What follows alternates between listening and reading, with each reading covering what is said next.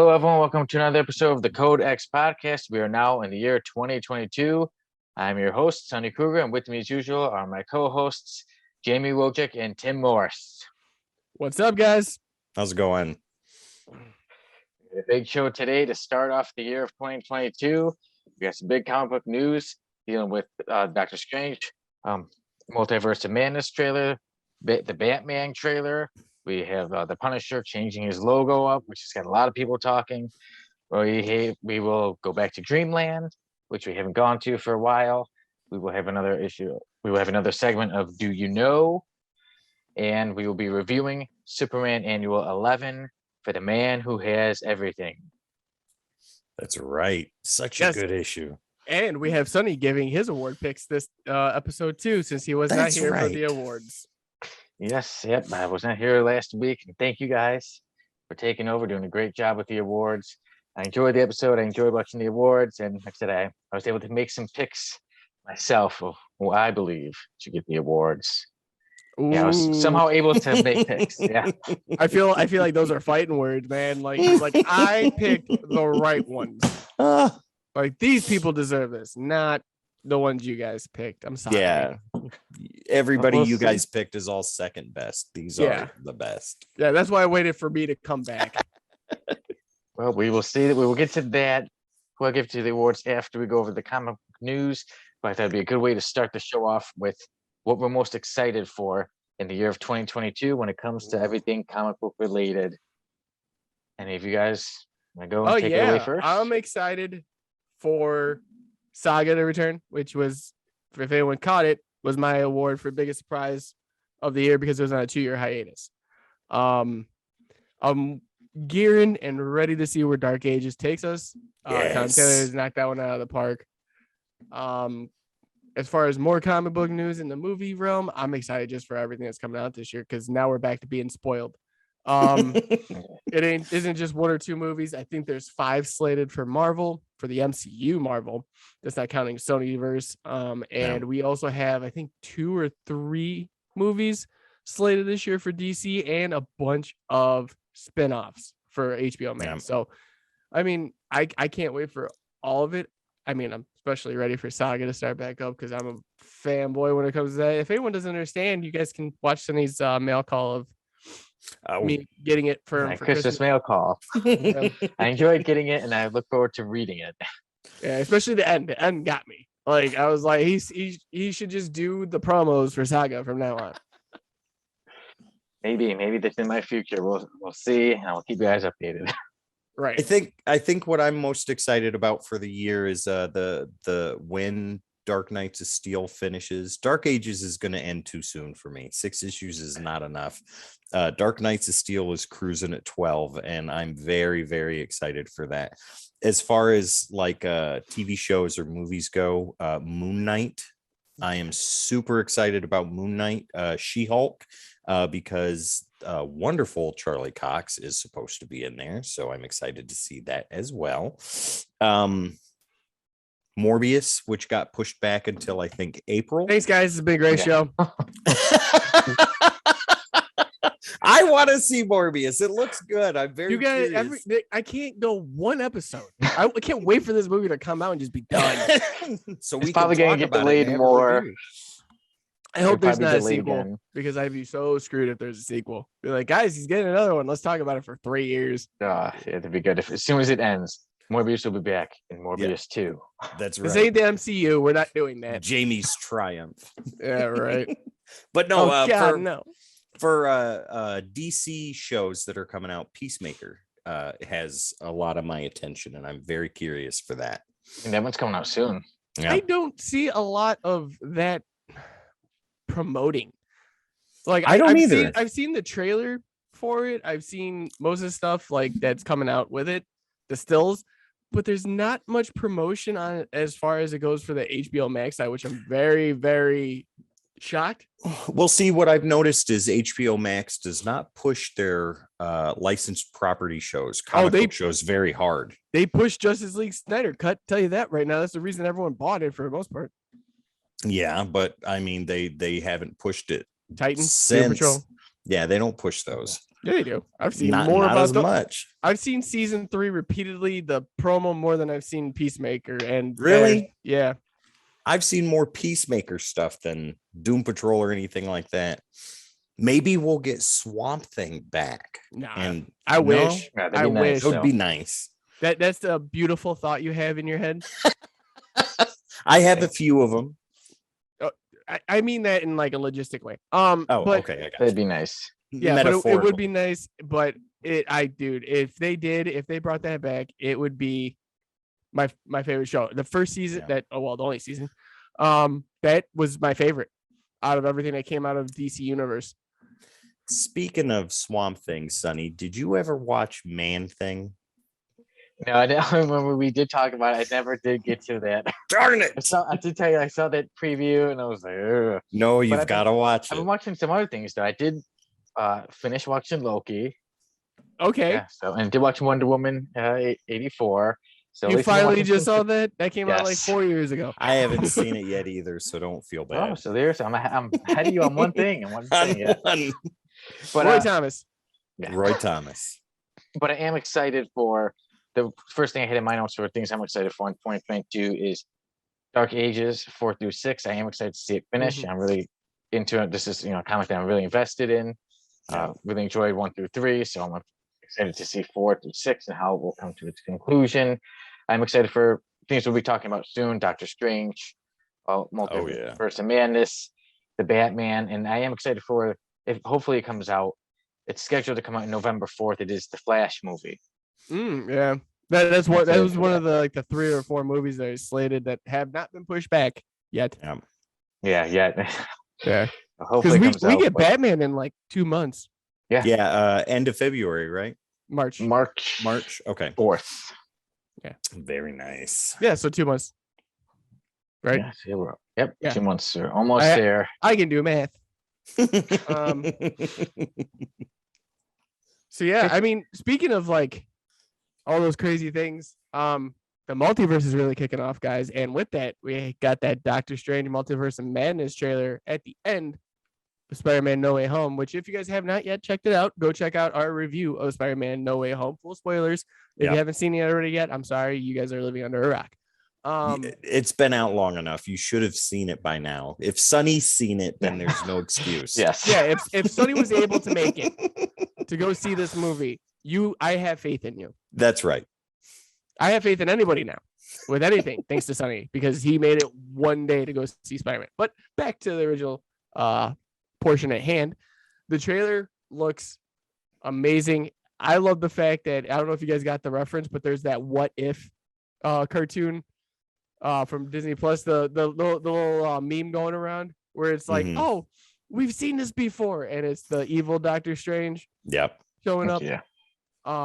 So I'm excited to see what happens with that. I'm excited to see Scarlet Witch come back.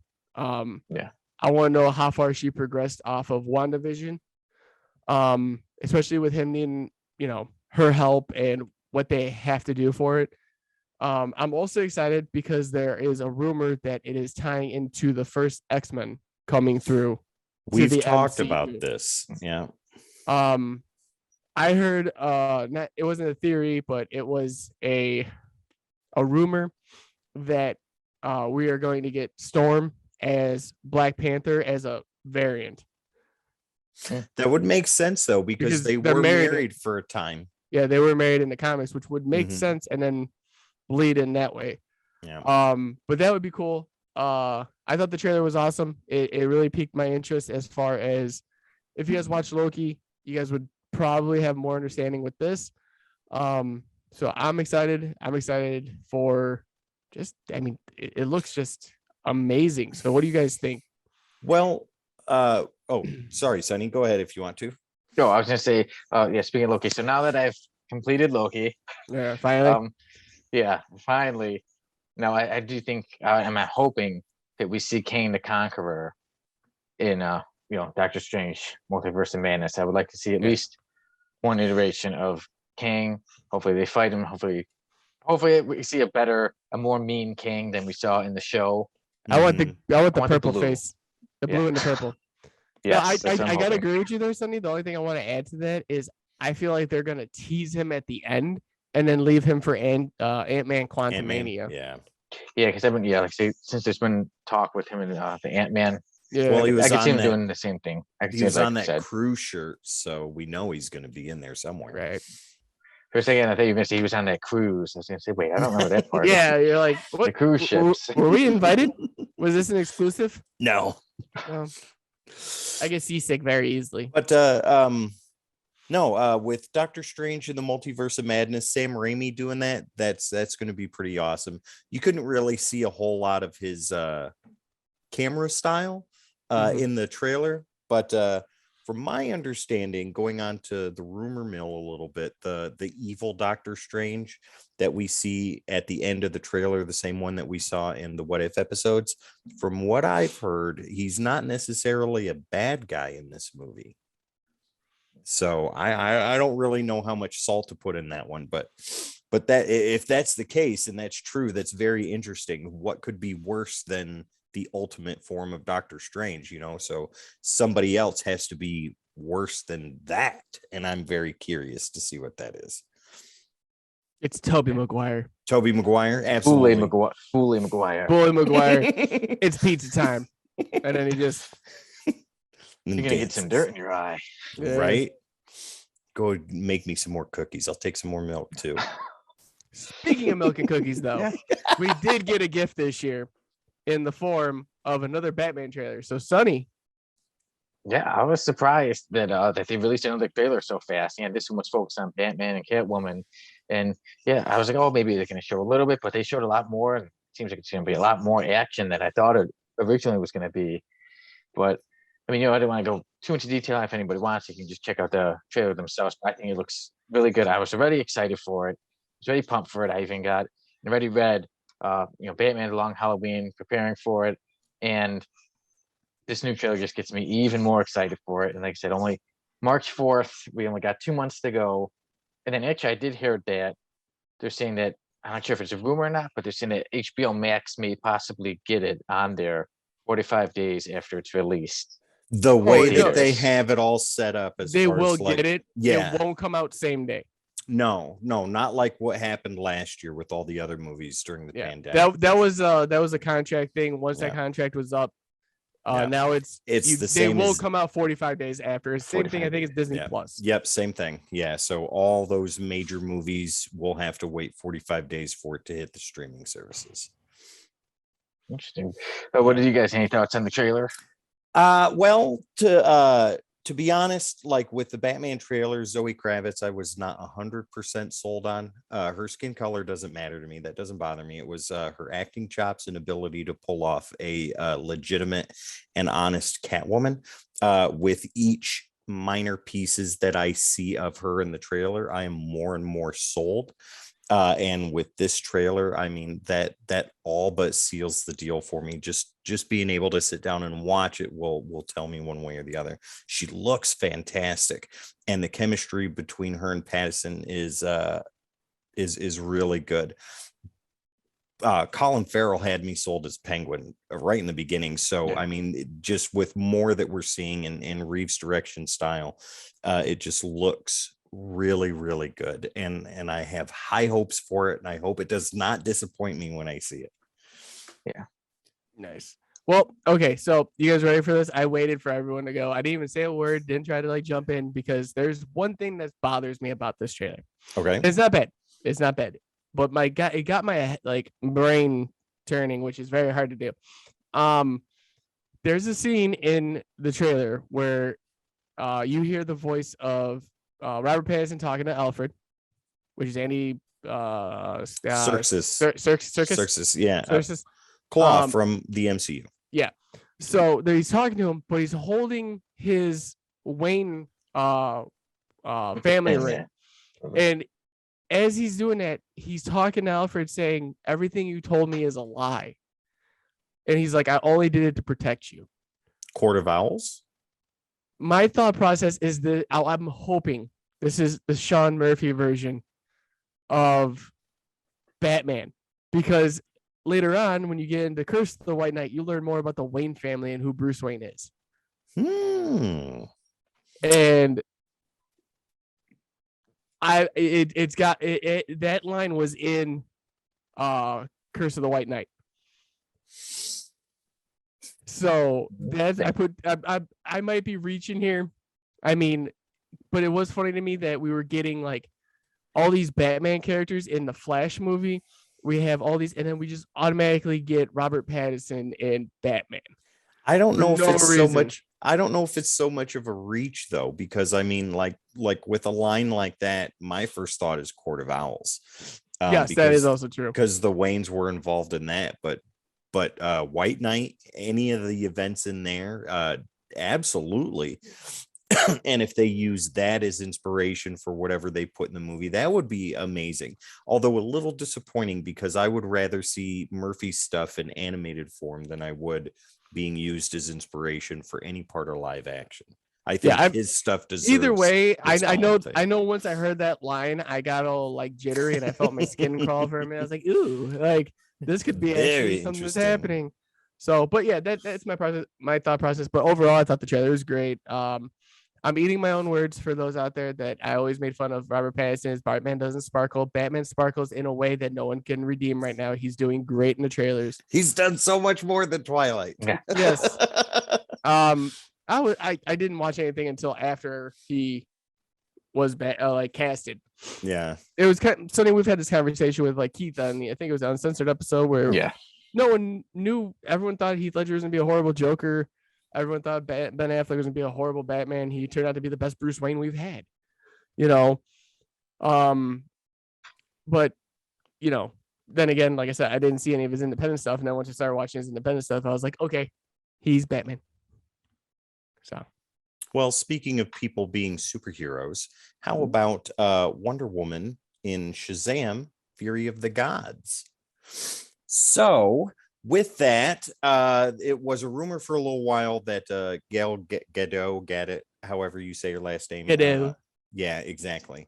In Murder in the Nile or whatever the new movie is coming out, she was going to make a minor appearance in Shazam: Fury of the Gods. That I think is all but confirmed now. It's not 100% confirmed, but it's all but confirmed. And her being in that movie makes absolutely perfect sense, because Fury of the Gods, number one, and with Wonder Woman and her backstory and history and things like that it just fits in there. And with Black Adam coming out and all that stuff, it would be disappointing if she wasn't there. You know what I mean? Right. Yeah. Sonny? Yeah, I think it'd be good and a nice addition to the movie. Like Shazam, the first one was very successful. It was a very good movie, but it'd be nice to see Shazam enact with other characters. It'd be nice to see Shazam deal with Wonder Woman and everybody else and start to deal. Like I said, hopefully we get to see Black Adam deal with Shazam as well. So I'm hoping that we see Wonder Woman and Shazam: Fear of the Gods. How about you, Jamie? I mean, it only makes sense to me that she's in Fury of the Gods, especially if we're talking about like, that era of the gods. I feel like kind of what you said, Sonny, where it's like kind of want to see Black Adam, but I think he's going to be an after credit leading into the third movie, and that's who's primary villain's going to be. I do think that having Wonder Woman adds some flair because, they're still everyone thinks the DCU is broken, but it obviously isn't because they're still coming out with movies. But as far as other characters, villains are concerned, I hope they have a Mr. Mind again. Like I do. When I saw that in theater, I was losing it. I was like, oh my God, he's here. But no, I think it's gonna be a great movie, and I hope nothing but the best to see more reoccurring characters. See, with DC, I like you said, they're not broken. I think they're just spread really thin. Yes. And like water thin. Like they want to keep their properties as individual as possible and just have the overlying thing of it being all in a shared universe, where Marvel treats it like a TV show in 2.5-hour episodes and put their characters everywhere. That's why it works so well, because that's what people want to see. They want to see these characters interact with each other. DC tries very hard to keep them separate and only bring them together when needed. And Unite. Yeah, exactly. It's Not unfortunate. assemble. Unite. This stands for hope. Hope, Mhm. like a stream in a It's river. an S. It stands for Superman, dum dum. But no, with everything going on though, like trailer and movie wise, there's great news. We do have a new hero coming out, and it's been confirmed that August 18th, 2023, we are getting Blue Beetle. Now, as always, when you hear a date that comes out for something, don't take it with a grain of salt, because something might change. So definitely I'm excited for it. Jaime Reyes, it's gonna be great. Especially All when you speculator buyers, get your first issues now. Yeah. Uh-oh, And Jamie froze. Jamie froze. So, Sonny, how do you feel about it? Well, I am excited for it, and then I actually have his first appearance. I'm not somebody who has Do too you? many first. Yes, I do. So I'm looking forward to the value when they're going up. It's not like I'm going to sell it or anything, but just so I could brag and say I have it.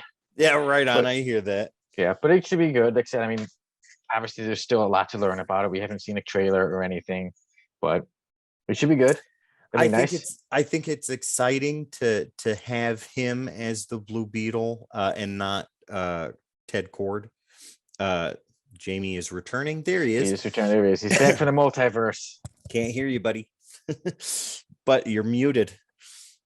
But yeah, I am excited for him to come in as part of the DCEU. Ted Cord, I'd love to see. back. He's my favorite Blue Beetle, but with who they're gonna have as the current Blue Beetle with the scarab stuff and all that stuff, I get that. I understand it, and I'm as excited about that as anything. I just want to see Blue Beetle and Booster Gold get together. Yes. Sorry, Yes. Jamie, you froze. We talked, and now you're No, back. you're Welcome back. you guys are totally fine. I don't know what happened on that aspect. I'm kind of checking the internet as we go because Uh-oh. it was working fine. You got pulled into the multiverse there, Jamie. There you Yeah. go. The time paradox. Hey, before, like I said, I don't know if it was the pre-show or when we started this, you said I got froze, it looked like, for a little bit. Yeah. And then now you've been taken. Tim, it's your turn next. Yes. I am gonna stand on that hill and say that you were lost in thought and you were so enthralled by what Jamie was talking about that you had to give your complete undivided attention. Yes, that's totally what happened. Exactly. Just seeing this again broke them. But no, Well- I was just gonna say that I was excited for it. So guys, I will be right back. I'm gonna take a quick time out. I gotta go run and check on something, so I'll be right back. All right. That's fine. Sonny, why don't you go ahead and tell us about this new thing that's going to be filming in Chicago that you may or may not be going after the starring role in. Okay. Well, yeah. For the starring role, if I do go for the starring role, it would be me against Michael Fassbender. But Oh, well, there you the go. show, there is a movie called The Killer. Will be filming in Chicago, February 18th through March 18th, and it is based on the French comic book of the same name called The Killer. And Michael Fassbender is set to play the main character, and is set to be directed by David Fincher. So that'd be really Interesting. yeah, like it'd be good just to watch, I think. But he said if it's in Chicago, I want to at least get some kind of work on it. So for anybody watching this that doesn't know, Sonny does background acting in television shows, and you've even been background actor in some movies before, right? Yeah, usually it's actually always been like TV shows, but like Mhm. I guess they don't really shoot too many movies here. I mean there are, but more of the places like Los Angeles, obviously, and then New York, and even Atlanta get more movies, but we get more So- TV shows. So you're gonna try and get a background part in this, right? Yeah, I'll try to Yeah. suggest something. I want to see the And top of Sonny's head again. Obviously, yeah, if I can get something bigger. Maybe I'll get shot again. Maybe I hope to get shot. That would again. be Like wonderful. Fargo, yeah. I could be shot and hopefully I'd live again. Like, hey, how about my guy's the one who moves? That's wonderful, Sonny. Yeah, Absolutely. you see Go that ahead, guy man. right there that just twitched like 32 times in a row? That was me. Yeah, it's me. I wanted kill to me. stick out. Maybe I'll I'm have to excited shave the for beard it. and get just a mustache again. I want to see you in the movie and be able to point at the tiny head walking in the background and be like, you see that? You see the top of that head? I know that guy. Yeah. He hosts our podcast. He's kind of a big deal, like bigger than yeah. So they said the killer, but they said based on a comic book, a French comic book. So they should be cool whenever the movie is finished filming and when it does come out. And I'm sure Michael Fassbender will do a great job. I mean, I thought he did a phenomenal job as Magneto. I've seen him in other movies, and he's a great actor. Glorious Bastards. Yeah, his dramatic role in that was absolutely fantastic. And, yeah. And if he does anything like that in this one, then it's a hit for me. Absolutely. Yeah. He's somebody I'm hoping to see on set. It'd be cool just to see him. They do tell you not to speak to like the big actors or anything, but just to say like, oh, I saw him, Don't look in their general direction. Look up and around. And Sonny, you can't be within 50 feet of his smell. I'll try to do my best. Fassbender smell? We got to try to run really fast, and I'll be like, does this make you think of anybody? Maybe your son, since you're Magneto. Man. And then I get thrown off set. Oh my God. Moving on. Yeah. But speaking of getting thrown out and things, one might say maybe I could run as fast as a horse. But Tim, you have some news about a Dark Horse. Dark Horse. It seems to be the season to sell. And I don't like that. So we talked about it a couple podcasts ago about IDW losing Transformers and G.I. Joe, possibly to Skybound. Well, Dark Horse Comics is reportedly looking for a buyer, and that is super duper unfortunate. So I'm going to read you a little bit from the article on comicbook.com just to give you guys an idea. And this was written by Russ Burlingame. And what it says is Dark Horse Comics, we all know as the company that published properties like Sin City and Hellboy and things of that nature, is reportedly hiring an advisor and are looking to weigh options that could include a sale. And no other details about that, about how seriously they're taking the process. But I mean, if you think about it, Umbrella Academy was doing really, really well on Netflix. I think they're going into season 3. Is that right? Yeah. And Disney is returning some aspects of the Star Wars license back to Dark Horse, and that makes good sense because you're flooding the Marvel market with Star Wars stuff, and as good as they want to try and make it, or as good as it has been, Dark Horse did it better, and they were able to give it the type of attention that it needed. And even Grew the Wanderer, that property, the animation rights have been sold to Did I Productions, and so Dark Horse is a super big deal. So I don't understand why they would potentially be looking for a buyer. I don't think they should do it. I think they're going in the right direction, licensing off properties and bringing in revenue that way. Their comic books, we don't really hear a whole lot from them, aside from Hellboy and things like that, and Umbrella Academy and all that stuff. So I mean, they could push a little bit on that end, but I don't think things are drastic enough at Dark Horse to warrant even entertaining the idea of a sale. But then again, I don't know what they're doing behind the scenes or anything like that. I hope it doesn't happen. I hope Dark Horse continues to stay independent because they're one of the larger independent titles or company producers out there, and I want them to stay that way. Jamie? I'm hoping so too. What do you think, Jamie? Oh yeah, I definitely want them to stay independent. They've had a lot of success in their own right. It's hard. I know a lot of independents that try to go somewhere else to make a better name, maybe publishing reasons, publications. But I mean, as far as Dark Horse is concerned, I thought they could do well on their own, and I hope they continue to do well.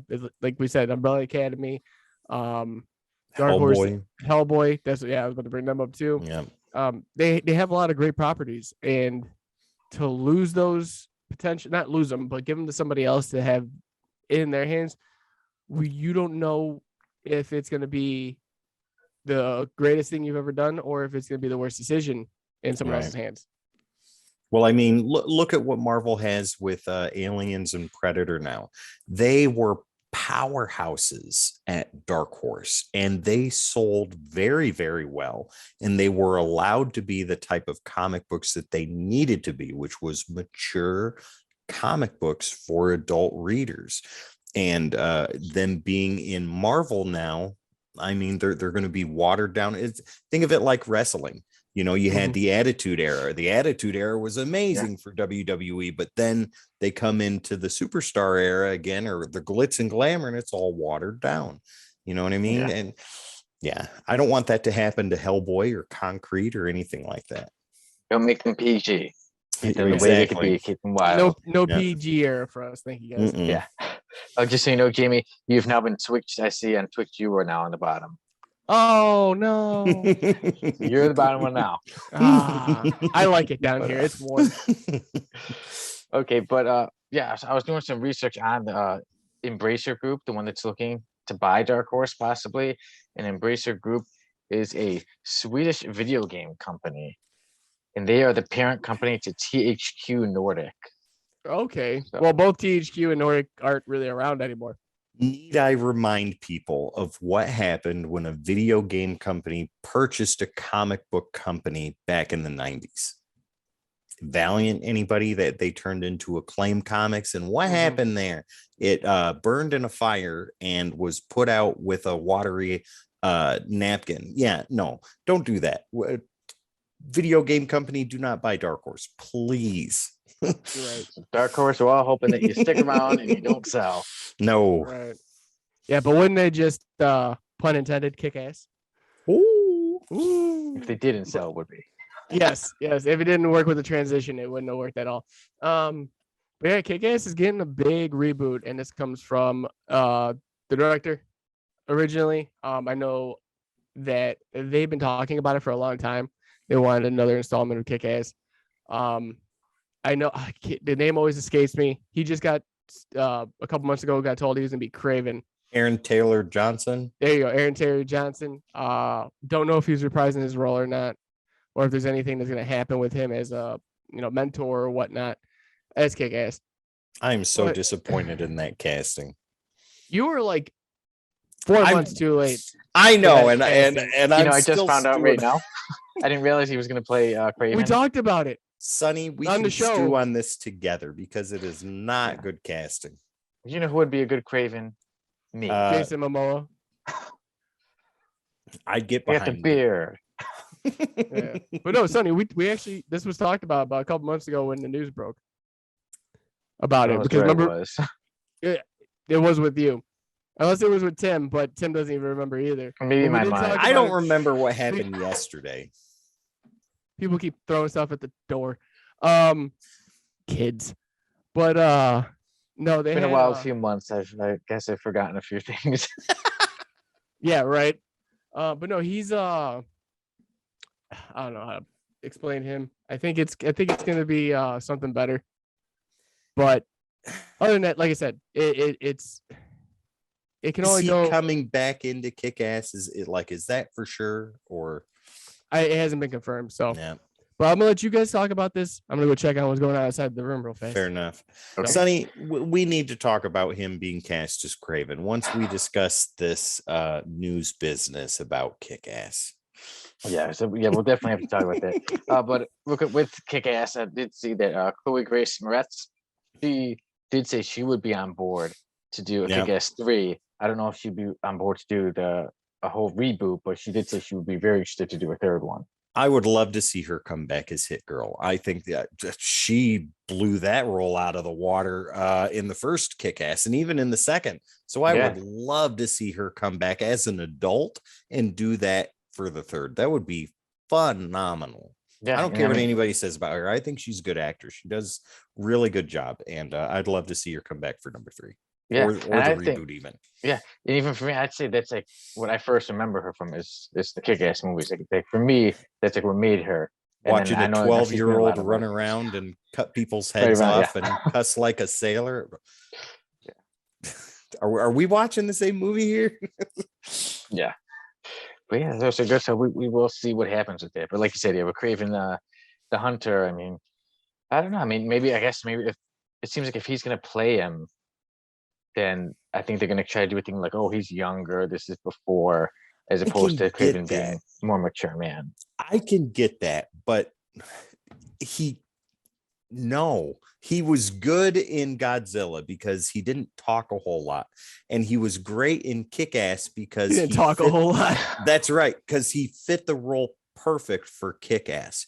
For Craven the Hunter, he is not, to me, an intimidating version of Craven. I even if they go the younger route, no, give it to Momoa, give it to Magliano or whatever his name is, the guy that was going to play Deathstroke, the D&D enthusiast. Heck, Yes. give it to Vin Diesel. Give him Craven the Hunter. We don't need to hear about family. Yeah, I I'm was just sorry. saying, maybe a lot of family talk. Right, there you go. I would even This take tiger's my Jared family. Leto as Craven the Hunter over Aaron Taylor Johnson. No, that's Wow. just a horrible casting decision. Sorry, We'll see. rant over. Jared Leto does Sorry change about- himself, so he would get. I'm sure he'd get buff, and he would Oh my god. definitely get the role, man. The guy just I missed that. always whole- changes to get any role. I'm so glad I missed all that. No, my little, He's a method actor too, so my little cousin was playing games and not hitting the door and then leaving like notes being like, "You are next," like on my floor, and I was like, because I thought one of the kids was like getting mad and throwing stuff outside the door, and it was her being, her. So can you stop in the middle of the show? It was great though. It was literally like it said, "Be careful, you're next." It was like, that's wonderful. it was like even the kids are trying to creep me out. This is great. Well, if something happens and you're suddenly missing, we'll know. Oh, he's okay. It's just Oh no! Nothing If I go missing, send the search squad because you probably did kill me. Speaking of stuff going missing, though, what about Punisher's old logo? oh, guys. Well, that's been a big talk for a while, and I'm a huge Punisher fan, and I know you guys are too. The Punisher's logo is changing, especially obviously we know there's been so much talk, there's so much controversy around it, and a lot of different kinds of people want to use it. People who don't really, I'm pretty sure there are many people who have never read a Punisher comic book who use it and they want I to use have. it for this and that. But we've all read Punisher comics. Like we are true fans, and even me too. Yes. On our very first show, I wore a Punisher shirt, and people, oh, do you still like wearing Punisher Oh, clothes? you can remember I'm a the very huge I first fan. thing have you a wore. Punisher shirt. Yeah, I'm like, I'm a huge fan. I'm not gonna let it, no matter who else wears it or they do this or anything with politics. I'm a Punisher fan. I'm always gonna love the character. But yes, the logo is changing, and a new Punisher series set to come out in March. It is set to be a 13-issue series. Each issue is set to be oversized too. It's supposed to go Really? to go from March of this year to April of next year. Wow. And especially the Punisher is working. He's supposed to be an overlord for the Hand. That he's gonna be working for Yeah. them, and that's why his logo was changed. Does and I this do- tie into Dark Reign at all? Like with what's going on there? Does it tie into that? I think it's gonna be its own series. Okay. I'm not 100% sure, but It seems like it's might. gonna be its own series. So maybe. I'm gonna look into that because I think I read somewhere that it ties into Dark Reign. I could be wrong though. Yeah. Either. Well, yeah, I'm not 100% sure. What do you guys think about Punisher's logo changing? I have my own opinions on this. Okay. First off, changing the Punisher's logo is not a bad idea. And for the reasons why they're doing it in the title, it makes sense, right? Now, like what you said before about people using Punisher's logo that have never so much as read a Punisher comic book a day in their life. It's like the same type of people that put Calvin from Calvin and Hobbes on the back of their truck that's 10 times taller than the world, peeing on some logo. They have no idea what they're doing. And anybody that idolizes the Punisher as a symbol to put on the back of your truck, to signify rebellion, et cetera, obviously have no idea what they're talking about, because the Punisher, even in the comic books, when they made the mention of him talking to the police officers, they had the Punisher logo. Hey, we want to get a picture of you. He's like, do you realize what I do? Do you know what I'm out there doing right now? And you want to idolize me for doing that? Yeah, it's ridiculous. But them changing the logo in the comic book, it makes sense. It's not going to be a permanent change either. It's only going to be for the run of that series, and then they're going back to the standard Punisher logo, which is cool too. Either way, I like the way the new logo looks. I just don't like how, like you said, Sonny, how people take something like that and they turn it into something that it's not, and it ruins it for the rest of us. Jamie. Oh yeah, definitely. I think with changing it, it's not a bad idea as long as it's reverting back. That way you can get an idea of where you can play with that character. They do it a lot with like when they do Elseworld type stories. But you see some of that gain influence into later issues. I don't know how much it is going to affect when you change the logo of somebody that you've known for years and years, but it could tweak up the logo a little bit and make it a new stylistically. I mean, if you think about it, even with character design, there's so many times, even if you look at like the MCU when it started, a lot of Iron Man looked like Robert Downey Jr. And then it changed. And then when, Captain America was Chris Evans, kind of looked like Chris Evans. But they took a lot of aspects of those characters, brought them in.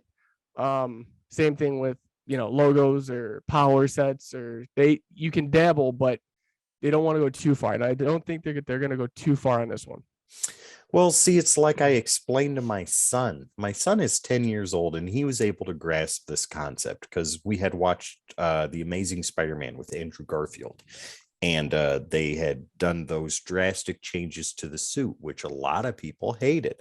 Well, my son, not knowing anything about all that, he was like, I like the suit. I think the suit looked cool. And I talked to him, and I said, and I explained to him, I was like, with characters, with certain things, you just can't do that drastic of a change and expect people to like it. Like you said, Jamie, certain things you can dabble around in and mess around with, but other things have to remain as similar to the original as possible. Spider-Man's suit being one, the S shield behind me being another, and Punisher's logo being one of those also. Yeah, I mean, actually, I think the new logo looks pretty cool. Like for some reason, it keeps reminding me of Shao Kahn in Mortal Kombat, but I almost would have liked it for somebody else. I'm like, I'm like the Punisher. We already know who he is. I like his skull. I would have liked to have somebody else have that logo, but I still, like I said, so I will say I do think it looks pretty cool. And I almost think at the end of the series or something to eventually pull his old logo back, and then we'll see it again. And yeah, it does get people talking. I mean, like I said, we're talking about it. A lot of people online have been talking about it, so this is definitely an anticipated series that it's come out in March. We'll see what happens with that, with the Punisher. And there's some more news in the Marvel universe. Tim, take us back to 1988. So Marvel, what, like 86 in 1988? So Marvel is finally doing the Miracleman character that was partially created by Alan Moore Justice, and they're going to do the omnibus for all of Alan Moore's work for Miracleman. I think that they're missing like one issue during the initial run, and then they've got all the stuff that was coming out that came out before the self-titled issue was there, and they take it all the way up to Alan's last issue. I hope they do Neil Gaiman stuff because that takes the character in a whole nother direction. But yeah, I'm excited about this. Miracleman is not a favorite of mine, but he's an intriguing character of mine. It's a character that I have read enough of, but I haven't read the whole series and things like that. But yeah, I'm excited for this because this is something that I want to sit down and reread the stuff that I've read before and go further into things that I haven't seen. Cool. They say, yeah, because he's a character that I'm not too familiar with. So when I heard about it, I was interested to hear what you wanted to say about it. And then I'd like to start reading some, Alan Moore's work is great. And then to see Miracleman, like it's a character who's not really known, doesn't get much attention. There's a reason why he is one of the greatest comic writers of the modern era. And Miracleman is that aside, yes. But sometimes that helps with the make a crazy story. You need a crazy person. Miracleman is half of the reason why his writing is as good as it is, because and Alan Moore is well known for taking old characters and revitalizing them and turning them into his own creation using that property. So yeah, that was definitely with Miracleman. When I saw the store, like everything breaking, I was like, you guys got the wrong publisher, because I was thinking Mr. Miracle. When you guys posted it, I was like, what? But no, yeah, Miracleman, I kind of know a little bit about, but not like, I'm not in depth. Kind of like what Sonny said, it's like I want to know more. So I think this would be a great starting point. Yeah, yeah. Especially with Alan Moore. Like, yeah, the guy was nuts, but he's written some great stuff too. Well, they had put out some trades and hardcovers for Miracleman early. They're hard to find. They are super hard to find. I think they put out like the first 6 or 12 issues in trade, like right after they got the rights to Miracleman, and then they stopped. And now with this news that the omnibus is coming out, that is very excellent to hear. Yes, it's great news. But there's not so great news. I gotta talk about Morbius. I think it's funny that Sonny gave this news segment to Sonny did you. this on purpose. It is the worst thing. Like, thanks for coming back, buddy. We're kicking off the year with, the best possible way. You mentioned the rumor, so I'm like, okay. Yeah, but you didn't have to. Jamie really wants to talk one. about this. No, I didn't want to talk about Morbius himself. I want to talk about all the things Andrew Garfield's supposed to be in. Oh, yeah. Here you go. Yeah. So we're not gonna talk about Morbius now. But no, Morbius got delayed again. Woo.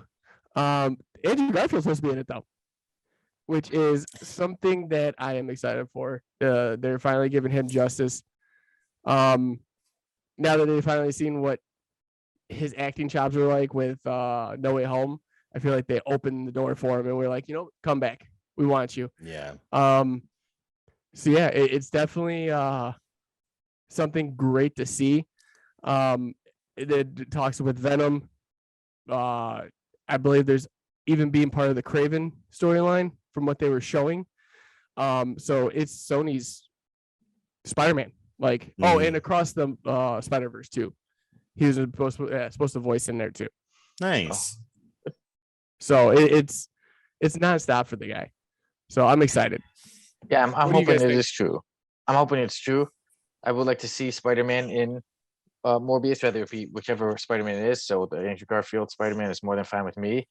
So now I'm hoping that. So I'll be a bit disappointed if I watch the movie and he's not in there.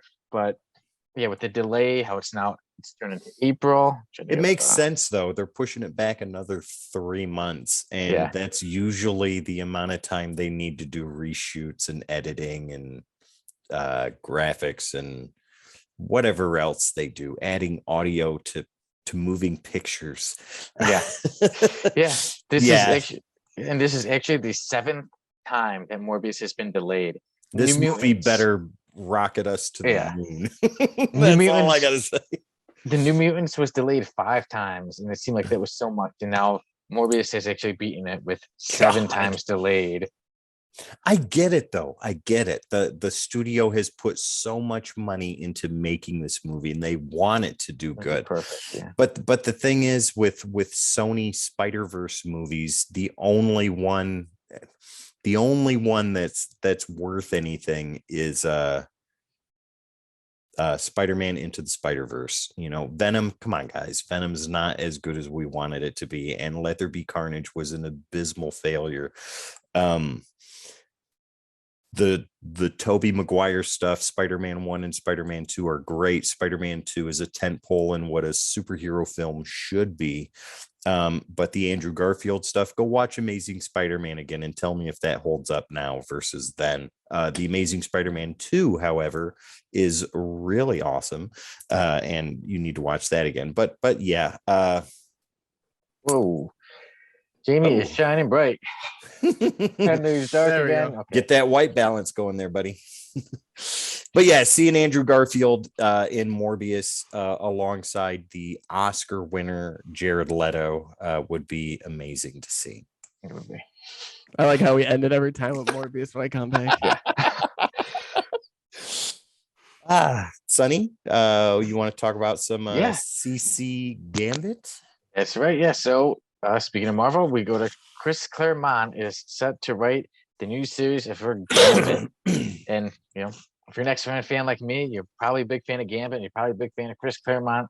So I'm really excited to see what will happen in this series that is set to be Gambit and set to be written by Chris Claremont, and the artist is said to be Sid Kodian or Sid Koshin.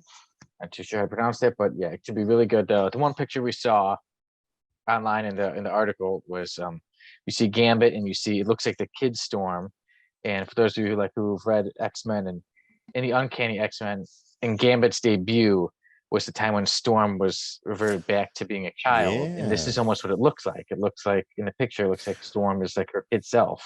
Well, see, Claremont, when he was doing that other X title story that he was doing for Excalibur, that was like an in-between story that took place in between issues from back in the day. Is that what this Gambit series is going to be? Is kind of like a fill-in for things that happened up to Gambit's first appearance? Or it could be that, because actually when Gambit first debuted, it was like mainly like a two-part issue.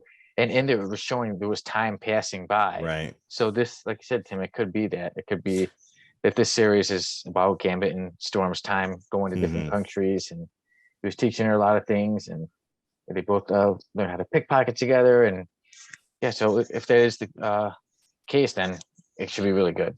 Right on. Yeah, I'm excited for it. Chris Claremont coming back. Like, he already had that X-Men Legends. Was it like, yeah, Legends? He had that one story that he did. It's good to see him come back, and especially with a Gambit story. I think that's gonna be an awesome. I believe when I read it was 6 issues or something like that. It was gonna be. Is that what it's gonna be? I think it's gonna be a mini series, which, like you said, if it fits in between his first 2, then it's gonna be great.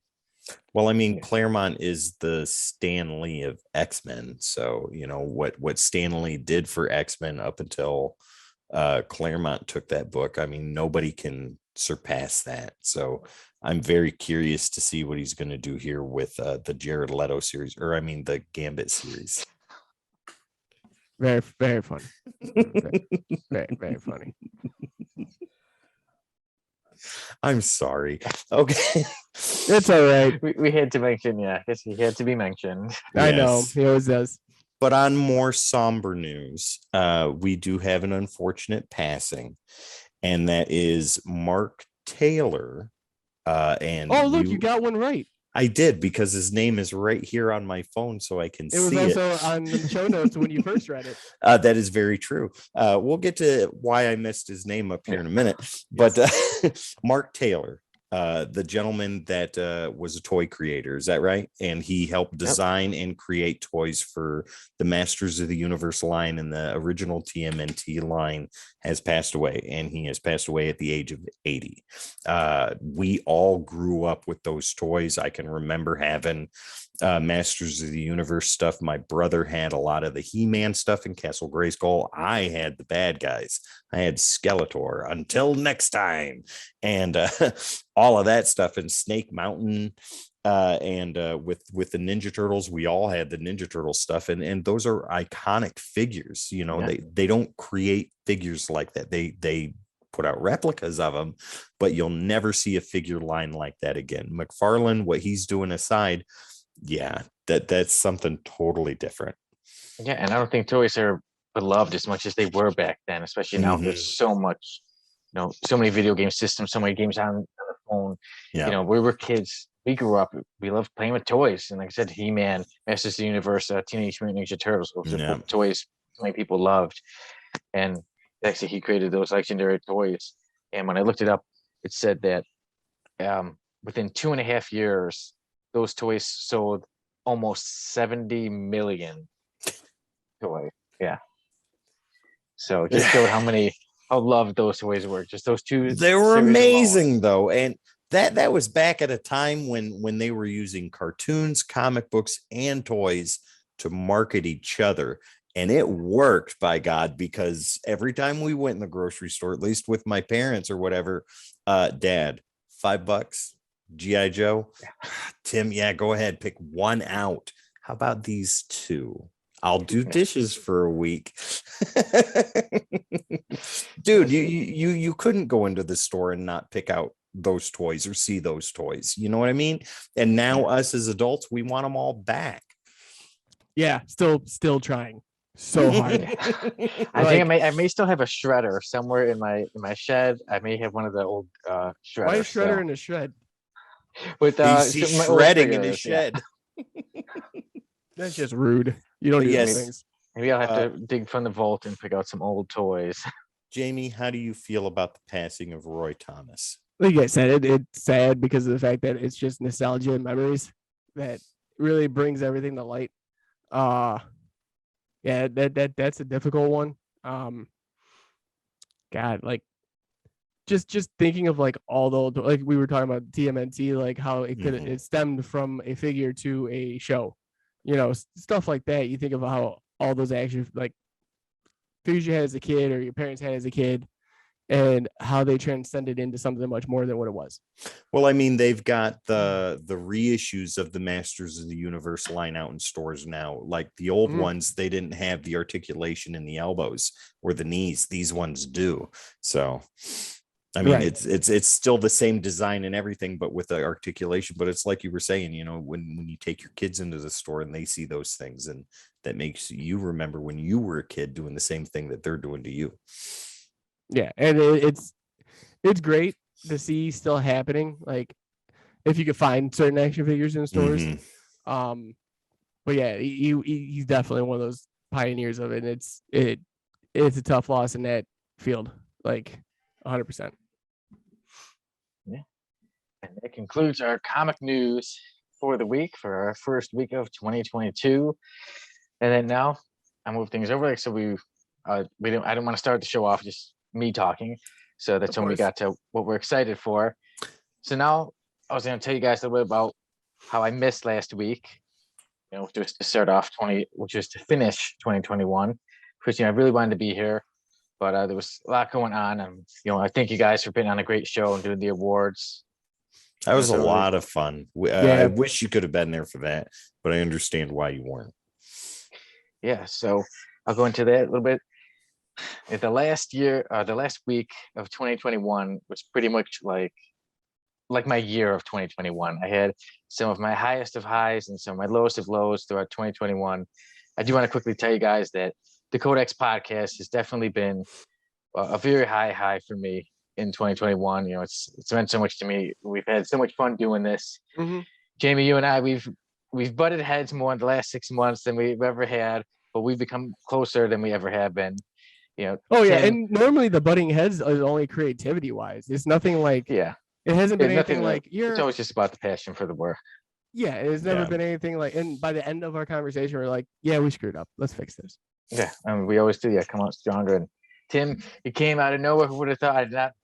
That's one thing I could definitely say with 2021. I never expected. I'll make a great friend. Yes. From a whole other state. So Tim, you've come into our life and you become one of us, man. Glad you've joined us. We all talk on a regular basis outside of work now. It's not so much calling about, hey, let's talk about work for a minute. It's calling and saying, hey, how's it going? How's the family? How's the wife? How's the kids? You know what I mean? And like you said, I never thought I'd have two brand new best friends that I can sit and talk about my life, and you guys know my kids, and my kids love you guys. And yeah, it's amazing. So glad to have you guys. And so, like I said, I was saying the year ended, like my whole year's been on Christmas. It was a great day, great Merry Christmas for me. So I had to make a mail call and everything for you guys. Thank you for the gifts. You're welcome. And thank you for the review. Yeah. That was the best review of 2021 ever, hands down. And to finish off the day, though, I decided to do it. You've heard me mention my Maria. I'm always talking about her. We live together. And I finally took a chance and I stopped putting it off for tomorrow. And I asked her to marry me and she said yes. So I'm officially engaged. Sonny's off the market, Tim. Yes. I am fresh on the market like a day old steak. So ladies. Is it we're going to edit that out. But a few days, literally 2 days later, I had gotten some really bad news that my dog slash brother, who's been on the show a couple of times, he's joined me on the couch. My Dexter he was very ill and he could not walk anymore. He has lymphedema in his legs, but he was pretty much done. And the vet was even saying, if you want, you could euthanize him. And we said, we'll give it a few days. Me and my mom said, we'll give him a few days. And it seemed like it was going to be the end. So I let you guys know I can't do the show. I was a wreck. And then, so I was with him and literally I was like, okay, this is going to be it. So spent a lot of time there. And I told him, I said, Dexter, if you're done, just relax and everything will be okay. You'll be all right. And I said, but if you got something in you, if you're not done, show us a sign that you're not ready to go yet. And that night I'm a man of faith, and I prayed hard that night and I said, God, please, I'm not ready to lose, not yet. Please give him another chance. Please let him have some more time here. And the next day my Dexter was up, he was walking, he was running, he was barking, he was going to his food. A miracle happened and we said he's not done. So I'm very glad to say Dexter is here. He is alive, and we're all doing good. We're happy. And tomorrow is actually Dexter's birthday. On January 6th, he turns 11. Wow. And with everything going on, that made me just say, I just got to enjoy it. I'll do my best to enjoy every single day. You never know what could happen. So, yeah, so that was how my year ended. And I made sure to watch the awards. So I had these cool awards to watch. Yes. For next podcast to finish off the year. We definitely had fun trying to come up with the ideas for the awards. We're going to probably be adding more. We're going to make an annual thing at the end of the year. Well, we made sure to not share who we had chosen for our top 3 spots and all that stuff. So it was a pleasant surprise when our number ones were the same. That was real neat. So I'm hoping that some of yours, Sonny, will be the same as some of ours. Yes, I'm interested to do it. Yeah, because when I got it started, first, see notes I had when I was watching the episode. I'm gonna make some notes in case things I want to bring up to you guys. I'm not sure if it was in the pre-show or the regular show, but I must say my reflexes are very good. My reflexes are very good. That was the pre-show, I think. Because I was like, because you said Sonny's got cat-like reflexes. I was like, he's got reflexes of like a goldfish. Oh my god, or something like that. So I'd be like Spider-Man, where if you knock my soul out, my body would still be like moving and doing stuff. I see that in a normal basis. Your body's just doing things. Yes. Who did you choose, Sonny? Yeah, come on. So my reflexes are very good. And I do want to say, I love and I missed you guys too last week. So now I can get onto my awards. So you guys started off with the biggest surprise. And I must say that I went with Tim's pick. I was so surprised when I heard you say it, with Batman being the son of Jor-El and Martha Wayne. I was in shock of that. So you're already off to a good start, Sonny. That was my biggest surprise of the year. For top this artist, is horrible. The top artist of the year, I gave it to Ivan Coelho. Like I said, I'm Ivan Coelho, so I've been with Dark Ages. Yeah. Did you just take Tim's whole list? I went, I'm okay with this one. No, like, we'll just switch it around a little bit. Too familiar, like I said, with this year. It's not like I'm so caught. It's like you guys have read a lot more from 2021 than I've read. Right. So let me just see what I know. So I went with that, and then for the top writers, I'd like to give an honorable mention to Casey Gilly because I really did enjoy Buffy the Last Vampire Slayer, and she took a chance on being the very first person to do a one shot with the Codex podcast. We'll be tagging her in this post, by the way. There you go. And for me, I did give the top writer. I agreed with both of you guys with Tom Taylor. There we go. He's just still going with Tim's picks here. I'm waiting to see something different. That was your pick too. Yeah, but both had, verbatim, he's talking about you right now. I want to know if we change anything. I'm very flattered that Sonny loves me this much. So I'm surprised. That's my biggest surprise. 2022 right now. 2022 is getting off to a great start. A good start. A horrible start. Well, you picked Tom Taylor too. Yeah, but like I said, so Tom Taylor, he's been destroying it. Like I said, Dark Ages. Also, Superman, Son of Kal-El. Said Nightwing. Tom Taylor's he's been all over the place. Yeah, he doesn't stop. It's scary. Yeah, but he's been doing an amazing job. So I think it was unanimous. As Oh, soon as he you guys did- were Yeah. talking about it, I was He thinking did- him. Then you Oops, guys sorry. picked. He did win an award. I'm sorry, I didn't mean to cut you off. He did win an Oh. award for his work on Nightwing, by the way.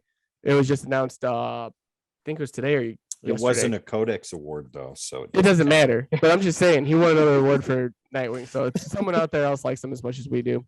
Well, there you Yeah, go. So he's been getting definitely his worth. I mean, he's been putting in the time and giving us a lot of great work to enjoy. And then it came down to series. So for the series, I was going based on basically what we did with the Codex podcast. I did the same. And Jamie, since you did a single issue with the What If Wolverine Restored the Vampires, I said, okay, I can go with the single issues as well. So my number 3 was the Amazing Spider-Man number 36, Stand Tall, the September 11th issue. Mm-hmm. I really enjoyed that one. My runner-up for the series of the year was DC's Forever Evil. Ooh. Interesting. That one, Okay. I really enjoyed it. I loved reading the whole thing. It was incredible, and it was going to take something very big to beat that as number 1. So my number 1 goes to Batman White Knight. I knew it. Right on. Yeah, so I loved it. They just all the way back to the first episode. Yes. Yeah, and that was That's it a was gonna be hard to great beat Forever choice. Evil. Yeah, so hard to beat Forever Evil, but I went with Batman White Knight. Yes. No and it, honorable mention for Punisher. yeah, no, please But don't. I read it before. He read it. So that goes to Oh, another okay. year. Yeah. Yeah, it's with that category, it was things that we've read that is older than this year. Gotcha. So it wasn't like okay. current series for those who didn't know what was going on. It's stuff that happened in from 2020 at that point before. So, but yeah, dude, White Knight, yeah. But just to give you a recommendation, you have to read the tie-ins for Forever Evil. You will see a different story when you read those. I would definitely get to that. Okay, so for the top current series, I think this one isn't too much of a surprise to you guys, but I went with Dark Ages. Saga. Oh, no. So I went with Dark Ages. Like I said, I'm not too caught up on much. I've been reading some good issues. Like I said, I did but for the last Vampire Slayer, I've been enjoying Eat the Rich, and like I said, I just started getting the Son of Kal-El. But Dark Ages is the one that's got me like, I need to read this. Yeah. With everybody, issue by issue, each month as it's coming out. This one series I want to be caught up with everybody, Mhm. and I think it has been living up to the hype. Are you So on Dark- issue? Have you read issue 3? I'm all caught up. Yes. It's getting good. Yeah. I know what we're talking about after the show. Yeah, yes, I'm excited too. Yeah, and soon issue number 4 should be coming out soon. Yep. So Yes. Next week. Next week, I I think. think it's, Next week. is it the 14th? I think so. Yes. Okay, and then now we go down to the top publisher, and I went with Boom Studios. Oh, My okay. top one. Okay. So I say you guys both did it as number 2 for me. Mhm. Boom Studios gets number 1. They are extremely upcoming. You know, they have so many great series out there. We've obviously this year we've been really getting into them. Yes. Like I said, with we're getting Buffy. I've been getting into Eat the Rich, the Power Rangers. You guys have been reading. I'm gonna the Ulterior slide Moore. camera right for 2 seconds, but go ahead, Sonny. I Yeah. can still hear you. Yes, like I said, Power Rangers has been really good, and they've just been taking so many chances. It's a taking a chance on us in the Codex podcast. I like when people take chances, but there's been Right. so much they've been adding new artists, new writers, and then some classic ones as well. And also, they've just been doing so much new things. Also, Berserker was one of the most talked about series Yes. of 2021. And We it's were just only talking about getting Matt better. Kent the other day, me and Tim, Yep. because that's one of the ones that we do want badly as a one shot. Nice, yeah. So for me, I went with Boom Studios as my publisher of the year, and I think they're only going to continue to rise. I think they're Yeah, truly just on their way up. See, never when- gonna stop. No, when I was picking my picks for top publisher of the year, like Marvel wasn't even anywhere near there. It was honestly a hard tie between Boom and DC, and the I had Boom at number 1 when The I did my reason- list. well, the reason why I Originally. didn't choose Boom for my number 1 is because I always go back to what you were saying before, Jamie, about them being in like a renaissance year right now. So I want to see what they do this year. And then at the end of this year, I think that I'm going to call that now. I think they might take my number one spot when we do the Codex Awards again.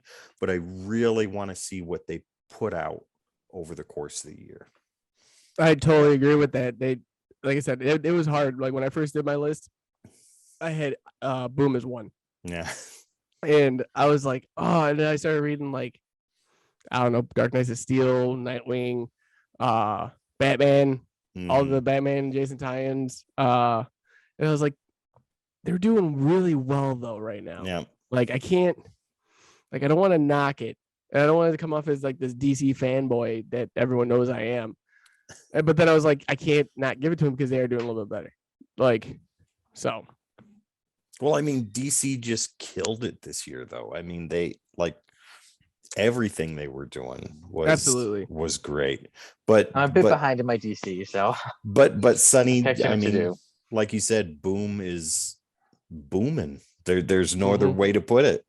Yeah, they made their way to my number one publisher of the year, and then came down to the Legacy Award, and I did completely agree with you guys. And I do give it to George Perez as well. So it's unanimous from us. George Perez gets the Legacy Award for 2021 from the Codex. Yeah, yes, and he definitely deserves that. They're one of the greatest artists, there is. And I mean, like I said, we were picking out. Like I said, it was like the week before he announced his illness, when I was like, oh, I really love Infinity Gauntlet, and then we had picked out and chose that week to do Future Imperfect. Incredible Hulk Future Imperfect, which is, like I said, one of my favorites. Right. Yeah. The guy like ceased to amaze me. I didn't realize until like I had to like point it out, but like half my wall is George Perez. Yeah. So that is all my picks for the awards. A lot of them I didn't forgot that we had actually agreed on so much, but yeah, I don't think that was on purpose. I feel like Sonny was like, I know who my pick for the publisher is, but I don't know why to pick anybody for the rest. So I'm gonna take all Tim answers because I'm so indecisive. But he reverted to your answer for top writer of the year. He didn't choose mine. He chose. He chose who yours. you chose. It's okay. It was a tie. We all know he chose yours. I'm gonna. The choose love Jamie's he has top for writer. you is unfathomable. what can I say? Tim, I idolize you. Well, if you've got a spare bedroom, then I may or may not make a move to Chicago. This is the spare bag. This is the spare bag from the office.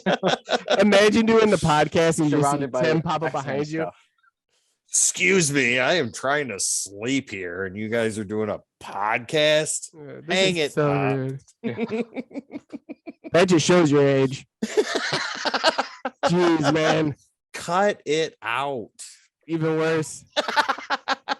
Gotta love that Full House, man. Mike, what was it, Dave Coulee over there? I hated that show. Yet? Oh, You cut remembered it that? out. Yeah. You loved it. He idolized it. He wanted to be Bob Saget since he was, Boy. 42. Yeah. Oh, yeah.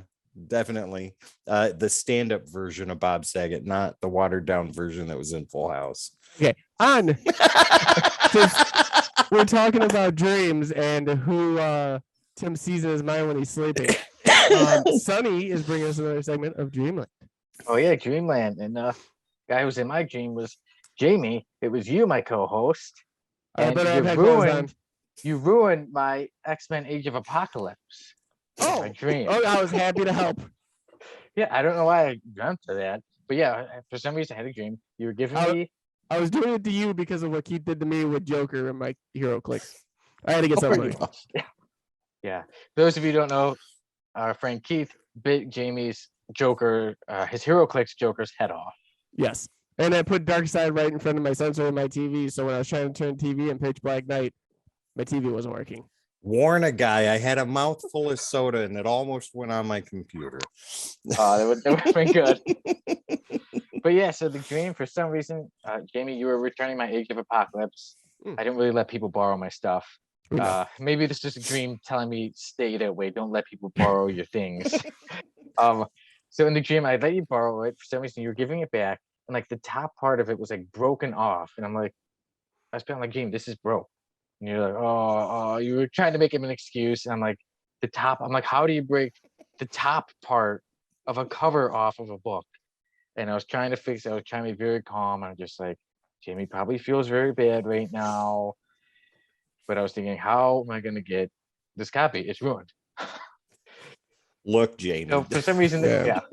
So for some reason, that was my dream. My dream You're about comics welcome. was that Jamie ruined my Age of Apocalypse. That was a gift. It was a gift my mother gave me when I turned 29. Before I left, come back to move to Chicago. Jamie, I you want better Age of apologize Apocalypse. for doing that, man. I apologize for nothing. That's not cool. So in Ruining someone's Dreamland, comic book. in Dreamland, my Age of Apocalypse is ruined because of that. This is a Jamie. And it's my Dreamland. I'm sorry that you had dreams about me. That does not concern me one bit. But with dreams, I just need to ask you one question, and it's do you know? You know, I didn't realize it was time for Do You Know. We can do that, or we can. Oh, we can do that. We're doing that because I already led into the segment of it. Okay. And I screwed up because I was looking at that after Dreamland. No problem. We'll go to Do You Know, then we'll get into our works. Yeah, because we have more time. We've to all talk got a about lot to talk about. Yeah. We don't want to skip it. Okay. So then, do you know, Jamie? I know you're excited that it's your turn to go first.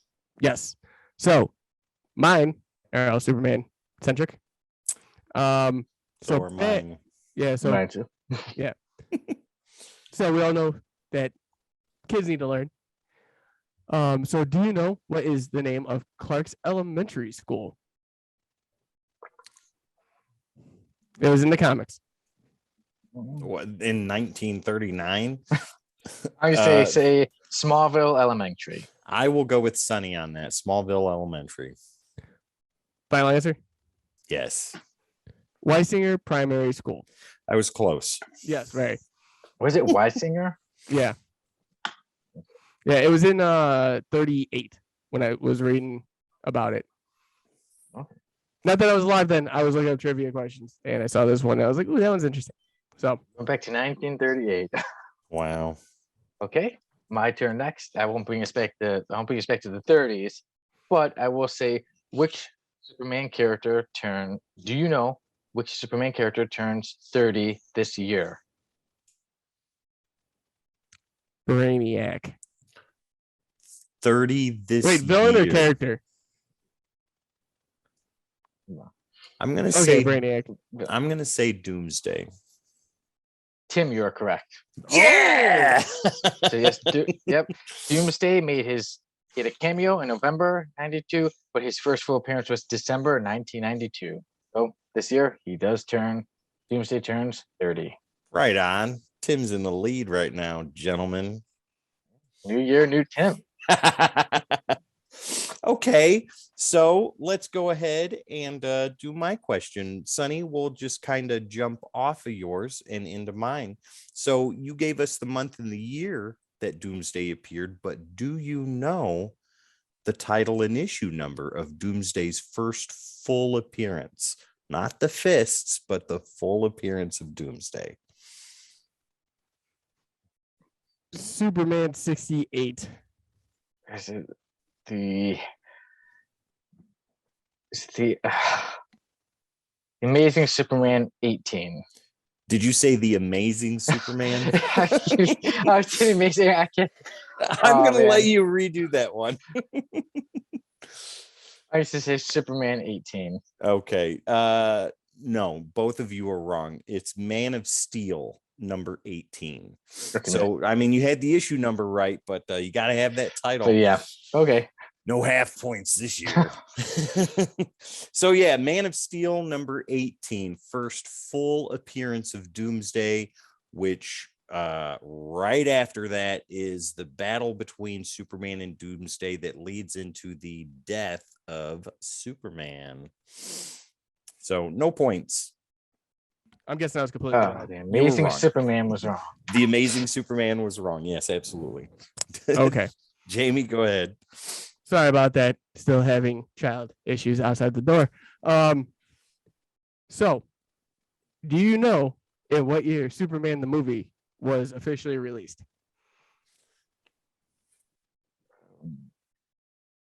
1978. Yes. Both of you? At No, the same time, 1977. I say 78. you're gonna say 78, Sonny. You're gonna say 77, Tim? Yeah. Sonny got a point. Damn it. I should have stuck with it. Yeah, it was released in 1978. It was probably the premiere movie at the time. And the foundation for every superhero film after that. Yes. Yeah. Thank you, Nice. Reeves. Yes. So speaking of years, do you know what year Mongol made his first appearance? I actually do. Jamie, I'll let you answer first, and then I'll give the correct answer. That's not nice. I could have done that every episode then. Just because Tim wants to win this one time. I'm winning today. That's happening. What year Mongo's first appearance? You say? Yep.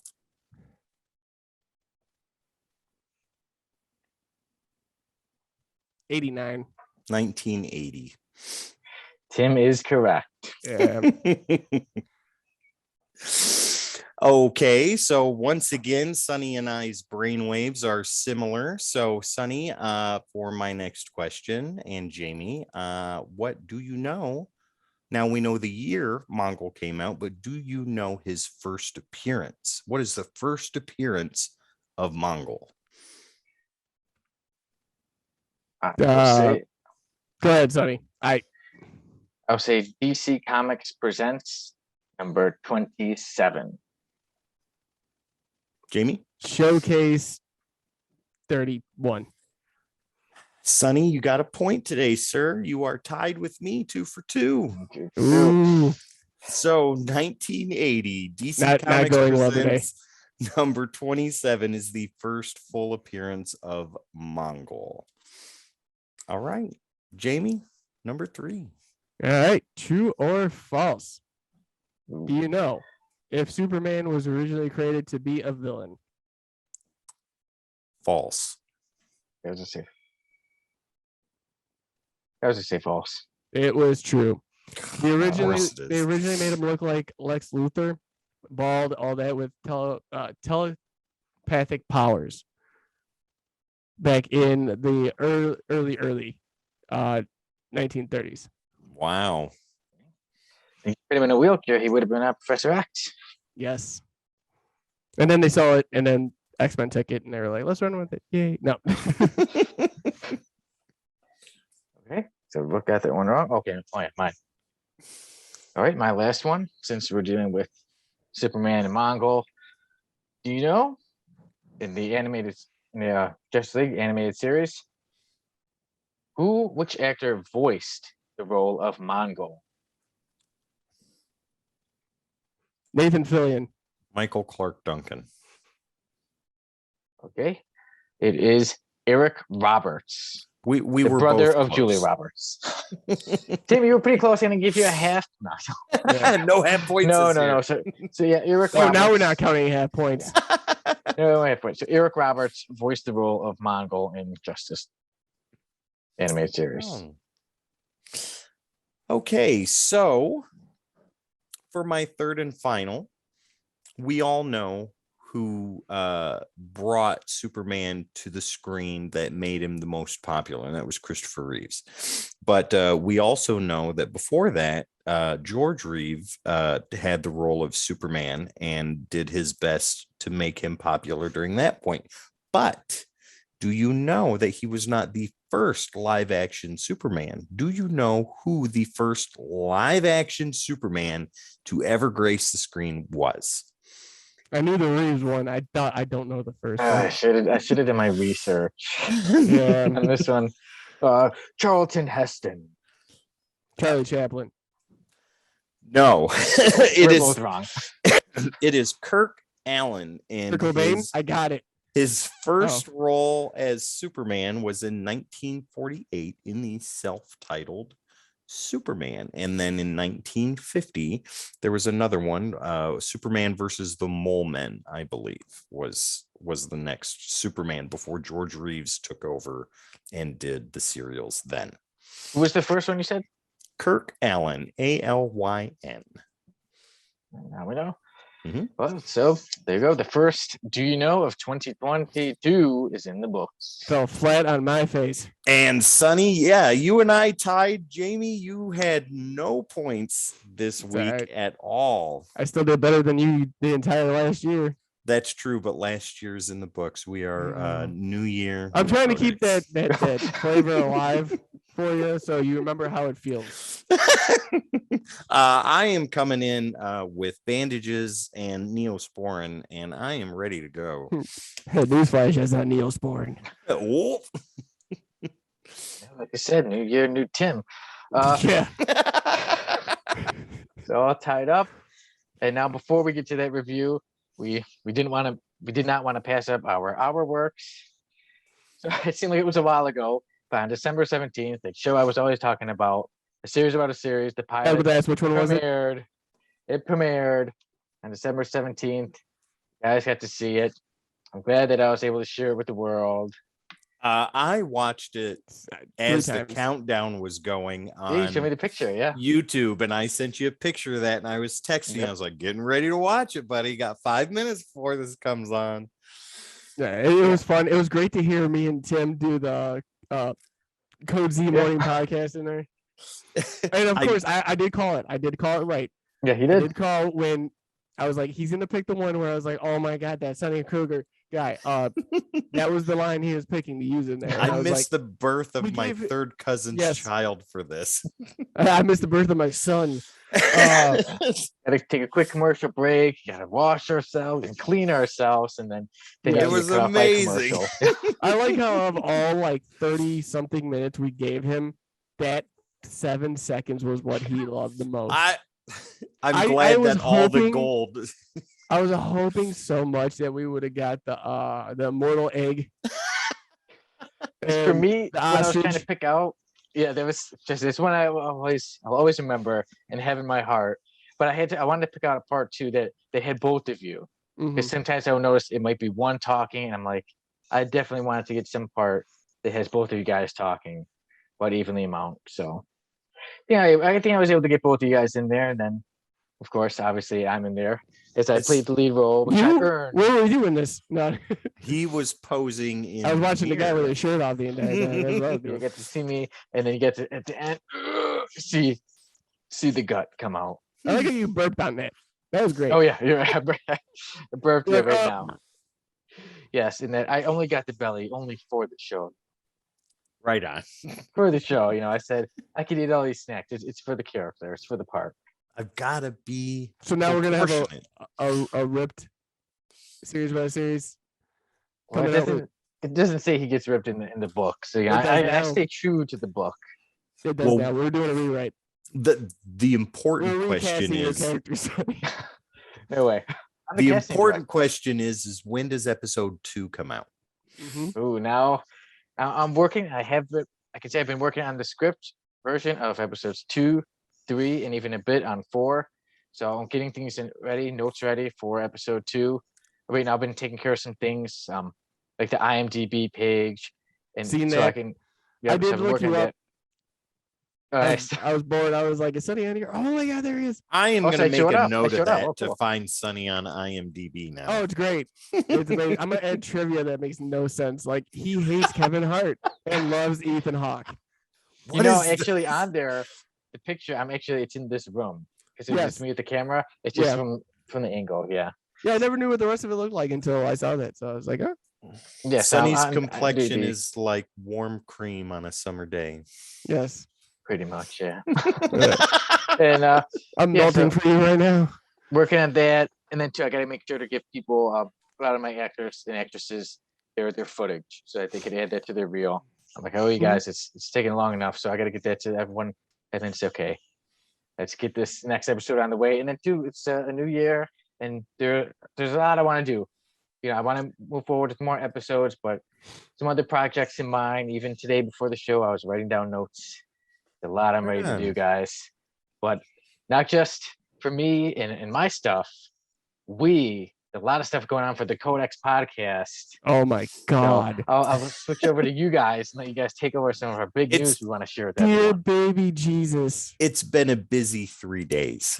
Very. And when I say busy, it's been a lot of me contacting both of you, basically in the fetal position. Check the email. Check the- check our chat.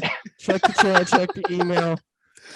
Dude, it's been nonstop. So we're happy to say, and we're not going to say who, give too much information away. Well, but we do- could say if you wanted to, that's already confirmed for date and time. That's up to you if you want to B- release that or not. BB, are we talking Mhm, about that? yep. Okay, so we'll give this one away. For our one shots, we do have several one shots coming to you guys. We don't have specific days yet because of the fact of editing and everything else that needs to go into it. But one of the ones we did get is one of my favorites, Daryl Banks. And we will be meeting with him very shortly. So hopefully Yeah. by the end of the month, we will have the one shot out with him. That's a aside pretty from- big deal to get Daryl Banks. Yes. Not gonna Hey, lie. nice job, guys. Aside from him, we do have a lot of creators coming on. And it's going to be split between all three of us. I am always busy behind the scenes, so you might see Tim and Sonny a little bit more. I'm definitely taking the Daryl Banks one because there's things I need to talk to that man about. We need to have a one-on-one on one. I know you've been looking forward to that one. We've wanted Right. that one for a while, so it's almost here, man. Your time is I almost know come. I'm excited. Like I'm like a little kid every day. Like it gets a little bit better. I got the, you can't see it, but on the side of the wall over yonder. Over on that there. side, Over Yeah, there. I have a run strip of comics like I do on the top, and it's Daryl Banks's comics from the Lantern Run.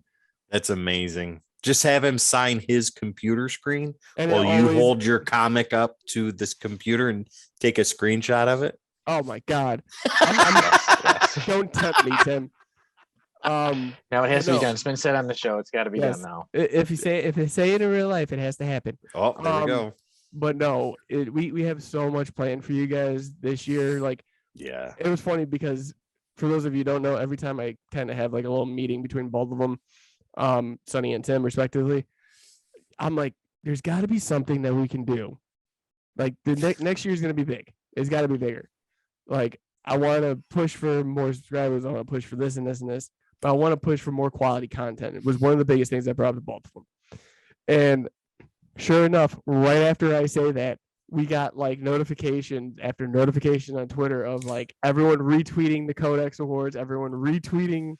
It's in the middle of work reviews. and you're like, check the email now. Stop Like- what you're doing. We have like a lot of well, we can say it on here. Boom was excited to hear what we were doing Yeah. with the one shots, and they're very happy with it. So we're going to be seeing a lot more with that. But yeah, aside from that, guys, like we're all coming to the table creatively, and bringing as much as we can now. It is not going to be as like too much to where it's like overbearing. It's going to be good quality Be content, spread out. you know, for everyone to see. So with that said, I mean, guys, what do you like? I know you Don't- guys got stuff up your sleeves, so Don't forget for all you watching one shots, and if you haven't seen the one with Sonny and Casey Gilly, please take a Amazing. moment to go watch that. That's a wonderful 12 minutes. But one shots is exactly what it sounds like. It's one question, and we give the floor to the creator and give them the opportunity to answer. And it is nobody else is doing anything like that. And if you guys do start, we did it first. I came up with it. But no, it's a great idea. It's wonderful. You just throw one question at them and just give them the time to answer that. And the people that are coming is amazing to me. Daryl Yes. Banks, I'm looking forward to that. And the other people that are coming on, I'm looking forward to those equally as much. And hopefully we can get some other people in the future. Which we are working on. Yes. Yeah, when you think this is only the beginning of the year, like we're only in week 1 of 2022. So many more big things ahead of us for the year. And even too, Yeah. guys, I've been doing my research on Captain Marvel, doing some reading on his because I'm excited too for our when we get to Origins. Codex Origins. Yeah. I know we've been talking about it, we've been A lot of holding off things, on you guys, but we're working on so much that everything's taking time now. Well, Like, yeah. we want to be with the quality to be top Yeah. notch, you know. Yeah, but Perfect. It As takes perfect as time we to can. do. with what we have. Because you And got Decoding Panels being worked on, which and we being have put the whole out. first quarter of the year already scheduled for Decoding Right? Panels. Yeah, that's already done. That was done the last 6 Yes. weeks of 2021. That's why no one saw me or heard from me. Like my family was like, "You okay?" And I'm like, "Yep." And then I'd be like, "Oh, Sonny, we're gonna do this and this. Tim, we're gonna do this and this." My family, I gotta go. I got stuff I gotta get done. I don't have time to visit right now. I've got to edit. Yeah, I got things to get done right now. Like we got shows to do. No, this is going to be a big year for Codex. Big year. Oh yeah. Yes, and now that we're finally back on Spotify, Apple Podcasts, and all your podcast listening platforms, I am excited. For some reason, it was down. I couldn't upload anything. So, like, if you guys got notifications, if you guys were following on there or subscribing to it, I apologize because I did everything in a day once I found out that we were having it. So it was like 9 episodes in a row. Yeah, that one day my phone was getting all these notifications. Quick podcast episode this, Codex podcast episode this. Yeah. So Yeah. So and good to see. You know what? I'm gonna actually ask you guys on here since I got you guys and it's not a meeting. But I'm hoping to start putting the one shots on Spotify as well. That would be amazing. Yeah. Okay, so that's agreed. Full support. Agreed. Yeah. Completely agree. Agreed. Okay, that's so how meetings Casey happen, Gillies will ladies be and up at the gentlemen, end right of this there. week, just to let you know. Okay, so Casey Gillis will be up Right at the end of on. the week. Good. I'm looking forward to like I said in Spotify, I always like to play around with the settings. Make me sound drunk. Make you say yes. All you gotta do is call me You on just speed Sunday people night. up and I slow people down and make them sound drunk. Jamie, still so far you're the best. You still, listen to me, Tim. I listen to you, but like Jamie, you sound the best. That's Because wonderful. you're so used to it. All the years you've seen me like blackout drunk. You're just like it's nostalgia. Yeah, it brings back to those old days hanging out at Keith's house. I don't drink like that anymore that anyone knows about. But my point being is that this is going to be a great year. We've got so much, like I said, decoding panels. We've changed a little bit of the format on there. So after Punisher Circle of Blood, we will not be doing issue by issue. We will do the full story arc. Yep. And we will also do the full story as one video. So no more breakdowns. We're going straight into it for you guys. Yeah, very much so. It's gonna take a little bit more time to get it done like that, but it'll be worth it because Right. it'll be a continuous story instead of it broken up over 6 weeks or something like that. You'll just get the full 2 hours right there for Deceased or the Dark Phoenix Saga or Judas Contract or whatever it is that we've got coming out. Right. And with that, with all the big news and all the big things that will be coming your way from Codex Podcast, we get to our first review of the year. It is Superman Annual 11 for the man who has everything. Oh, but he doesn't have this. Codex? Yeah. So So he doesn't have a reading yet. Yes. So, okay, Superman Annual number 11 from the Volume 1 run. The run that started in 1939. Credits. You're for this welcome. issue. Credits, Jamie. This pick is, we'll get into this. Yes. The credits for this issue are as follows. Writer is Alan Moore. That's right. Alan Moore wrote a Superman story. Dave Gibbons is the penciler. Dave Gibbons from Watchmen. Yes, absolutely. Inks also go to Dave Gibbons. Colorist is Tom Zuko. And letters again, Dave Gibbons. So Dave did a lot on this book. So, okay, quick rundown of the issue. So basically it's Superman's birthday. And this is Batman and Robin, Jason Todd, meet up with Wonder Woman at the entrance to the Fortress of Solitude. This is the first time Wonder Woman has met Jason Todd as Robin, and some interesting quick conversation takes place between them. They move up to the Fortress of Solitude, go in. They've each got their own gifts. Wonder Woman has hers, Batman has his, and they're looking around for Superman. And lo and behold, Superman has already started the party without him and opened a birthday gift from somebody else that has since attached itself to his chest. and I believe this is the Black Mercy. Is that right? Yeah, I believe Yeah. so. And basically what that does is it puts whoever it attaches itself to into their ultimate fantasy life.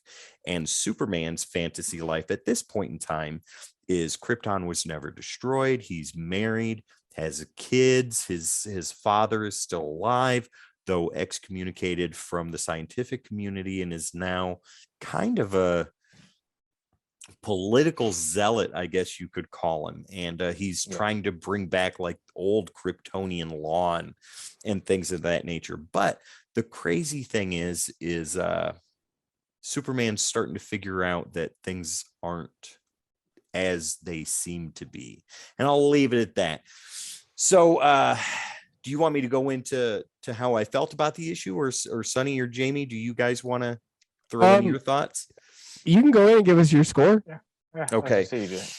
All right. So with this, I was not expecting an Alan Moore written Superman story. That threw me through a loop. I didn't think Alan Moore would ever take the time to write Superman.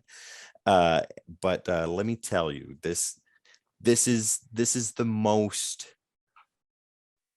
uncomfortable Superman story I've ever read, and not in a weird uncomfortable way. It's just like Alan Moore writing Superman, like that was stuck in my head the entire time I'm reading this, and it is unlike any Superman story I have read before, because Superman's out of it for about half of it, but when he comes back, by God, this is a Superman I've never seen act this way on page before, and just how violent he got, and how aggressive he was, and how determined he was to beat the living snot out of Mongol. Yeah, it's unreal. And the one part that really caught my attention too is when Wonder Woman gave her gift to Superman, and Superman takes it, flies at super speed for a split second, and trades the city out for another one, the city of Kandor, or whatever it is, the city in a bottle. And he comes back and he's like, Wonder Woman, it's amazing, thank you. And I thought, like, when I saw the image, I thought they were hugging, and then Superman is like, we should do that more often. And I was like, wait a minute, let me go. Nope, they are in fact necking right now. That's exactly what they're doing. Superman, why are you talking like this? Bad Superman, you're not supposed to do those things. So that threw me through a loop too. But yeah, overall rating for this, I think the writing gets a nice solid, and I'm going to go your route, Jamie, and give it a weird point number. I'm going to give it an 8. Why is it going to be weird? I'm going to give it, because I'm usually very structured, 8, 8.5, 9, 9.5. I'm going to give this an 8.7. That's what I'm going to do. It deserves that much. It's not quite a 9, but 8 is a very solid issue for me, and 8.5 is even better. 8.7 is just that little bit extra. The artwork, Dave Gibbons, I mean, it's classic artwork.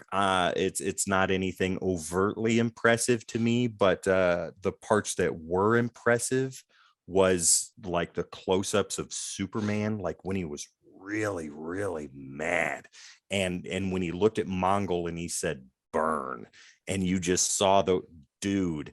When Gibbons did it right, he did it right, but there were other parts that I felt were just a little bit lazy. So his artwork gets a very solid 7.5 for me. So writing 8.7, artwork 7.5.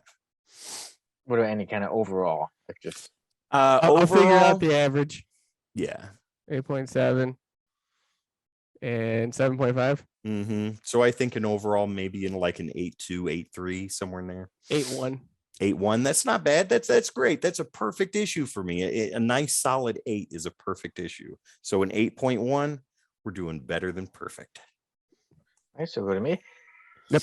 So I have this. It is Superman versus Mongol. It features like some other issues with the two of them, like say, including that first appearance. So that's I knew it was DC Comics presents December 27th. I didn't need to look at it. I know because earlier today I've been looking at it and Sonny had still looked at notes. you Yeah, know, Sonny was taking notes. there we There go. it is. Oh, it's in Superman there. panel. Yeah. So there's that. I said all the parts. But yeah, for me, like I said I really enjoyed this story. I think because even as like I said before, obviously I read the other parts of the comic. Mongol stories are pretty good, entertaining, right? He's a bad guy. He wants to take over a planet, right? But this story really made him like it really brought it to another level of being a villain. Batman Of one didn't of even know who he was.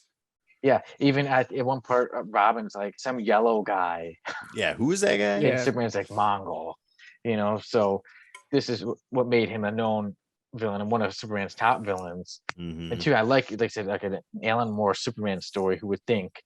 And it starts off like it's like a dream, right? Like he's like I said, like a wife, kids, and then like this dream of Superman's becomes like a nightmare. Yeah. It starts to get bad. Supergirl, she's attacked and she has a bad scar. No. And like people start rioting, and I think one of my top moments was when Superman, he has his son Van, and he's saying like, I don't think you're real. But he's saying, can I still just hold you? And they say, oh, I just want to go by my mom. I'm scared. He's like, can I just hold you one more time? And it's as they're ripping the thing off of him. Yeah. It was like it's a really powerful writing, really powerful storytelling, and storytelling is something that really means a lot to me. For And a this comic story of the had it, 80s, like you said, Sonny, super powerful storytelling. Like you didn't see anything like this in a Superman title. Yeah. Not like this. And this too is what I want, like an annual, because sometimes you get annuals, like especially I get a lot of epic collections, and you get like all these comics. You're in like the middle of like a story arc, and then an annual comes along. And it's random, and it's kind of like, okay, I just want to get back to what's going on. But this is like what you want from an annual. It's a whole incredible story. It takes place, looks like just in this one issue, and it concludes in it. And it was, like I said, it was everything I wanted, and it definitely makes you think, oh man, imagine if this was a movie, imagine if this was a show. Dude. Oh man, Right? It's so amazing. And it's a comic that an issue that I've gone back to, and even when you picked it out, you're like, hey, this is one that's on many lists. I was glad to say, okay, good, we get to go over it again for the Codex podcast. This is probably my favorite annual of any comic book. So I start the year off with a 10 out of 10. 10 out of 10 for Superman, annual knew it. 11 for the man who has everything. I picked Even this has for a 10 out of reason. 10 for me. He But even what's has a your 10 out of 10 for overall me. grade? 10 out of 10 is my overall grade. Can we go to for 11? Annual 11. These go to 11. Yeah, no, I gotta agree with both of you. This is a very, very powerful issue.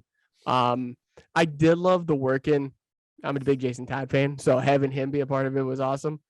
He did a really good job, like and- his part in the story. Yeah, and it was great. One of the parts that I wanted to bring up was him getting a parasite off Batman. I thought that was a cool scene. I thought that was cool. Like the whole flow of it went very well. But like we were saying earlier, the Wonder Woman's gift was probably my favorite part about the whole thing, because like it bled into so much that happens later. That like came that out of nowhere. That entanglement that they've had before in the past in the shows, the cartoon or Justice League. I think it was just Justice League, but like New 52, they were a thing, and it was basically like, can you stop two gods? Wait until I do decoding panels for this issue. Superman's tone is going to be Oh, great! I got to listen to that. Yeah, I got to listen. We to that should 6 do times this in a row. more often. Wonder Would it be Woman. too predictable? I'm taking that page out. I'm gonna delete that one as soon as it gets sent. That is comic history, sir. It cannot be removed. All right, but yeah, it was gripping. I really like Gibbons' work on it, especially you see his work in Watchmen, and you kind of see the similarities in his work, and it's great to see. Yeah, very in much this. so. Alan Moore is just crazy, as we alluded to earlier, and you see it in here, which is great because it's an Alan Moore book, and if there was no crazy in it, we wouldn't have Alan Moore, and he wouldn't be like living in a cave right now. But overall, with this one, I have to give this one a Tim score, and I'm gonna go with 8.5. 8.5. Uh-oh. Yeah, Is You that guys your should show off. overall? I thought it was a little bit different. I definitely dug the art. I dug the characters that were in there. The story was off the walls, but powerful in its own, sense. Like I liked every character that was in there. I can't really knock anything, and I thought it was structured well. So I actually gave it the lowest score this week. Sonny's blasting for Saturn. Yeah. Jamie here 8.5, and I'm an 8.1. But see, the thing is an 8, guys, an 8 is not bad. A 6 isn't even bad. But I mean, like, Jamie, 8.5. That's a very solid score. right. Yeah, and I do agree. Like you said, I did like seeing how Jason Todd Robin was in there, and he had a big part. His things before a lot of his work before we had Jason Todd, it seemed like when he was the Robin, he didn't have much of a part for a lot, but it was nice to see with this story he did have a big part in this. And then even in the very end, he had a huge part in what he did. This is the issue Yeah. people should read to have sympathy for Jason Todd as Robin and wonder why they killed him off. Right. Yeah. Because he was so good in it. Yeah, this really was. So who knows what would we be imagining if we had that star on us? But I can tell you, life for me is going pretty good right now, so I don't need to wear any stars or anything like that. Agreed. And things for the Codex podcast are going really good too. Very, very big things this year, guys. Can't wait. Stands for hope. Hope, like a gently flowing stream. Truth, justice, and a better tomorrow. Oh, That's right. So I think that's the episode, guys. Do we want to leave this one out? Okay, well, everybody, again, thank you for joining us with the Codex podcast in 2022. More big things coming up this year. As usual, I'm your host, Sonny Kruger, and with me are my co-hosts, Jamie Wojcik and Tim Morse. I love you all. Thank you all. Look forward to seeing you again soon. Yeah, thanks guys for another great episode and showing up. As always, comment, like, share, subscribe, and hit the notification bell because we do got a lot coming for you guys this year. So keep in touch with us and catch us on Spotify and all their platforms. So yeah, don't forget, guys, follow us on social media. That would be Facebook, Twitter, Instagram. All you can find for the Codex podcast. We are also on YouTube. We are right here on Twitch every Wednesday. So don't forget to look for us there Wednesday evening, Central Standard Time, 5:30 to 6, and Eastern Standard Time, 6:30 to 7. Somewhere in there is when we'll start streaming. Also, the schedule for the releases of episodes and videos is on YouTube, and it will also be on Facebook for you to see. So that way, when new episodes of the podcast come out on YouTube, and Decoding Panels are one shots, and so much more. Once again, my name is Tim. You guys have a good one. there you guys.